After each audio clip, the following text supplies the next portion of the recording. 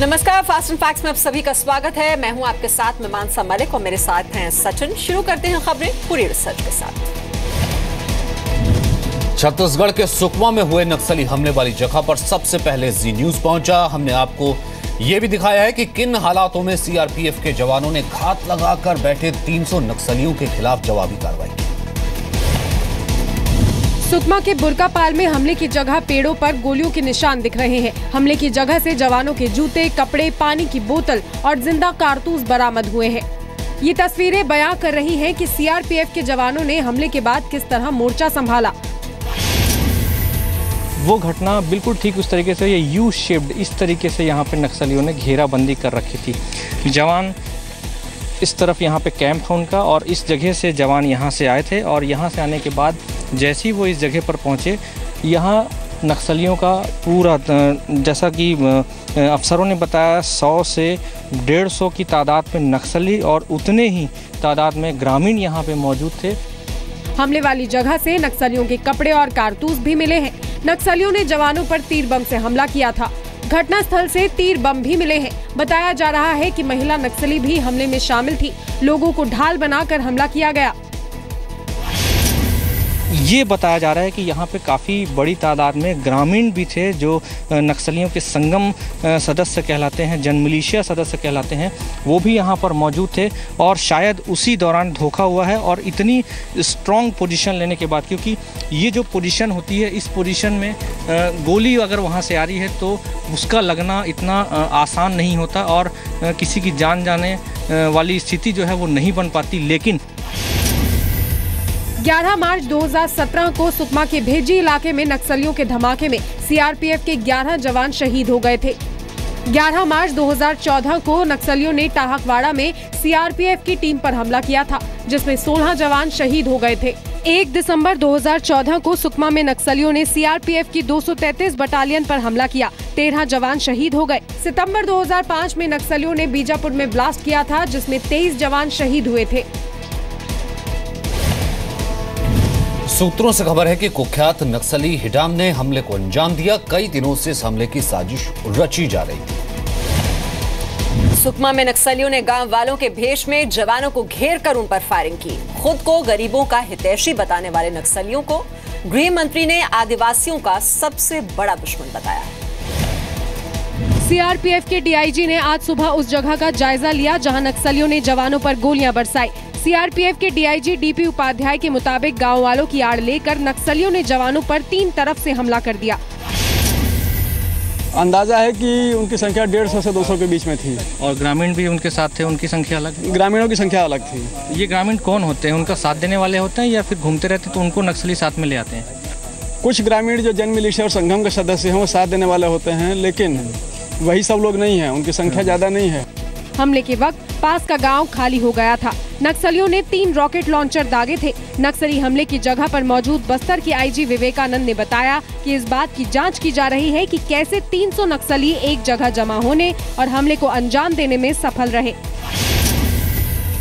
जो हमारे जवान थे, सीआरपीएफ के जवान यहाँ पे जो ड्यूटी में थे, उनको एक सीमित दायरे में उनको सिमटा के रख दिया गया, और 3 तरफ से फायरिंग करते हुए इनके द्वारा, जवानों के द्वारा उनका डट मुकाबला किया गया, और करीबन 1.5 से पौने 2 घंटे तक उनके साथ लगातार फाइट की। चूँकि 3 तरफ से लगातार फायरिंग चल रही थी और एक सीमित दायरे में, और नक्सलियों की संख्या बहुत ज़्यादा थी, जिसके कारण से जवानों को मतलब कि शहीद होना पड़ा। इस बीच गृह मंत्री राजनाथ सिंह ने आज पहले शहीद जवानों को श्रद्धांजलि दी। साथ में अस्पताल जाकर घायल जवानों से मुलाकात कर उनकी सेहत का हाल जाना और उन्हें हर संभव मदद का भरोसा दिया। राजनाथ सिंह ने कहा कि जवानों की शहादत किसी भी कीमत पर बेकार नहीं जाएगी और इस हमले का मुंह तोड़ जवाब दिया जाएगा। उन्होंने कहा कि नक्सलियों की एक कार्रवाई बौखलाहट का नतीजा है। इतना ही मैं कहना चाहूँगा कि हमारे सीआरपीएफ के बहादुर जवानों का यह बलिदान किसी भी सूरत में हम लोग व्यर्थ नहीं जाने देंगे। हमने इसे चुनौती के रूप में स्वीकार किया है। इसीलिए यह भी फैसला किया है कि हमारी जो LWE की स्ट्रेटजी है उसको हम पुनः रिव्यू करने जा रहे हैं। लोगों को बचाना, उस क्षेत्र को फ्री करना नक्सलियों के प्रभाव से, यह प्रक्रिया जारी रहेगी। गृह मंत्री स्वयं इस समय छत्तीसगढ़ गए हुए हैं। उन्होंने भी ऐलान किया कि और गंभीरता से और दृढ़ता से नक्सलियों के साथ जो संघर्ष है उसका जारी रखा जाएगा। साल के सबसे बड़े नक्सली हमले के बाद कई सवाल उठ रहे हैं। क्या नक्सलियों को लेकर हमारी तैयारी कम है? आधुनिक हथियार से लैस जवान जान क्यों गंवाते हैं? AK-47 के सामने तीर बम कैसे कामयाब होता है? क्या नक्सलियों को लेकर हमारी रणनीति कमजोर है? क्या सरकार नक्सलियों से निपटने में नरमी बरत रही है? CRPF के मुताबिक सुकमा हमले के दौरान जवाबी कार्रवाई में 7 से 8 नक्सली मारे गए। सुकमा के शहीदों के घर मातम पसरा है। पंजाब से लेकर पश्चिम बंगाल तक शहीदों के परिवार सदमे में। पश्चिम बंगाल के कूच बिहार के शहीद कृष्ण कुमार दास का परिवार गमगीन है। सीएम ममता बनर्जी खुद शहीद CRPF के SI कृष्ण कुमार दास के घर पहुंची। ममता बनर्जी ने शहीद के परिवार के एक सदस्य को नौकरी और 5 लाख रुपए देने का ऐलान किया। पंजाब के अमृतसर में शहीद रघुवीर सिंह के परिवार को समझ नहीं आ रहा है कि हो क्या गया। रघुवीर के घर वालों के आंसू रुक नहीं रहे। पर पता नहीं है साहब केड़े साहब ने इदा हो गए हो। वे लोग सरकार भी कुछ नहीं कर रही। शहीद इन्ने जवान मतलब किन्ने 26 जाने कह रहे भी इदा हो रहे होए आ। सो जवान सब दे बच्चे आ वेखो। वहीं बिहार के दानापुर में शहीद सौरभ के परिवार में भी शोक की लहर है। सौरभ अपने पीछे पत्नी, 7 महीने के बेटे और बूढ़े माँ बाप को छोड़ गए हैं। सौरभ के पिता का कहना है कि उन्हें अपने बेटे पर गर्व है। मुझे इस पर गर्व है। इसमें कोई मुझे परेशानी, कोई दुख तो है, मगर चूंकि मेरा बेटा देश के लिए शहीद हुआ तो मेरा अगर अगला बेटा भी है, बेटा और भी है, अगर रहेगा तो मुझे गर्व होगा। हरियाणा के सोनीपत के रहने वाले नरेश कुमार भी सुकमा हमले में शहीद हो गए थे। शहीद नरेश के परिजनों का भी रो रो कर बुरा हाल है। हालांकि नरेश की पत्नी का कहना है कि सरकार को अब सख्त कदम उठाने चाहिए ताकि जवान शहीद न हो। ऐसा हमला नहीं होना चाहिए, नहीं तो सभी जवान शहीद हो जाएंगे। इसको रोकने का कदम उठाए इस हमले को। सुकमा नक्सली हमले में CRPF के 25 जवान शहीद हो गए जबकि 5 घायल हो गए। CRPF के जवान गश्त पर निकले थे। जवान अपने कैंप दुर्गपाल से रोड ओपनिंग पार्टी के तौर पर निकले। दुर्गपाल से करीब 2 किलोमीटर की दूरी पर चिंता गुफा के पास जवान 2 हिस्सों में बंट गए। जवानों की संख्या 99 थी। जवानों के दोनों दस्ते करीब 500 मीटर ही आगे बढ़े थे कि उन पर हमला हो गया। घात लगाकर बैठे करीब 300 नक्सलियों ने CRPF जवानों को निशाना बनाया। 2008 के मालेगांव धमाका मामले में बॉम्बे हाईकोर्ट ने साध्वी प्रज्ञा सिंह ठाकुर को सशर्त जमानत दे दी।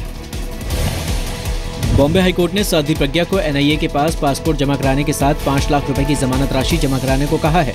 साध्वी प्रज्ञा को ट्रायल कोर्ट में तारीखों पर आना होगा। इनका स्कूटर जो है वो स्कूटर मालेगांव ब्लास्ट में यूज किया गया, जबकि एविडेंस था उस पर स्कूटर जो है वो 2004 में ही बेच दिया गया था। इनका बोलना था कि फरीदाबाद में जो हुआ मालेगांव ब्लास्ट का पूरा कॉन्स्पिरेसी रची गई, लेकिन there was absolutely no evidence of her participation in Faridabad meeting, और भोपाल मीटिंग में ऐसा कोई कॉन्स्पिरेसी की बात हुई नहीं थी। When the court said she should be released on 5 lakhs rupee with solvent surety and she will not tamper with the prosecution witnesses, she will attend NIA office as and when called for and she will deposit her passport। हालांकि high court ने दूसरे आरोपी lieutenant colonel पुरोहित की जमानत याचिका खारिज कर दी है। पीड़ित पक्ष का कहना है कि वो साध्वी प्रज्ञा के खिलाफ सुप्रीम कोर्ट जाएंगे। जो विटनेसेस ने एविडेंस दिया था ATS की इन्वेस्टिगेशन में, वो 2 साल बाद विटनेस हॉस्टाइल हो रहे हैं, तो ये NIA एजेंसी डिसाइड नहीं करेगी कि एविडेंस बराबर ATS ने रिकॉर्ड किया या NIA ने नहीं किया। ये ड्यूटी कोर्ट की है। डेफिनेटली हम अपील करेंगे, हम सुप्रीम कोर्ट में अपील फाइल करेंगे। NIA पहले ही साध्वी प्रज्ञा को क्लीन चिट दे चुकी थी। बावजूद इसके ट्रायल कोर्ट ने साध्वी की जमानत खारिज कर दी थी। साध्वी प्रज्ञा के करीबी सहयोगी भगवान झा का कहना है कि आखिरकार सच की जीत हुई। सत्य की विजय हमेशा होती है, देर अवश्य होता है लेकिन विजय होती है। सनातनी साध्वी एक राष्ट्रभक्त साध्वी जिसने राष्ट्र के लिए अपना जीवन समर्पित की, उनको नष्ट करने का प्रयास दुष्टों के द्वारा किया गया। 29 सितंबर 2008 में मालेगांव में 2 ब्लास्ट हुए थे जिनमें 7 लोग मारे गए थे जबकि 79 लोग जख्मी हुए थे। साध्वी पर मालेगांव में हुए धमाकों की साजिश रचने का आरोप है। महाराष्ट्र ATS ने अपनी जांच में साध्वी प्रज्ञा ठाकुर सहित 11 लोगों को गिरफ्तार किया था। बाद में जांच NIA को दे दी गई। NIA का दावा है कि साध्वी प्रज्ञा ठाकुर के खिलाफ मुकदमा चलाने लायक सबूत नहीं है। मालेगांव विस्फोट के एक पीड़ित ने साध्वी प्रज्ञा की जमानत का विरोध किया था। उनका कहना था कि जमानत दिए जाने पर विस्फोट में घायल हुए गवाहों की जान को खतरा होगा।